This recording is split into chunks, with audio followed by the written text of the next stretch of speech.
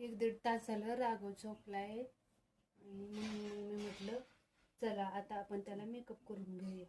कारण राघव उठल्याच्या नंतर मेकअप करूच देत नाही. काजळ तर बिलकुलच त्याला लावू देऊ वाटत नाही. बघा सांगतेय तर कसा हसतय.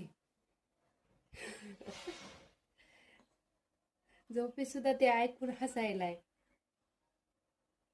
तर तुम्ही पण मला सांगा, तुम्ही तुमच्या बाळाला मेकअप कधी करता? झोपीत असता वेळेस करता का जागं झाल्यानंतर करता? आणि तुमचं बाळ करू देतंय का? आमचा तर राघव आम्हाला काजळगंध लावूच देत नाही. त्याच्यामुळं मी त्याला झोपीत असल्याच्या नंतरच काजळगंध लावते.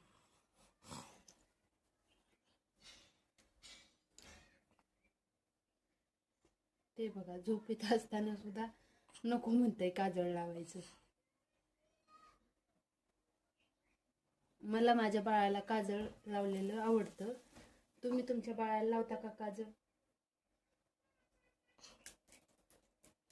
मी असं म्हणते तर काजळ लावल्याच्या नंतर त्याच्यावरती पावडर लावलं ना तर काजळ पांगत नाही. ते खरं आहे का? खरं असेल तर सांगा. व्हिडिओला लाईक करा, सबस्क्राईब करा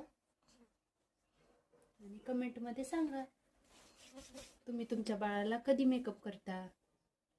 आणि असं म्हणते तर की आंघोळ झाल्याच्या नंतर बाळाला जर झोपी घातलं तर त्याच्या तब्येतीसाठी ते चांगलं राहते.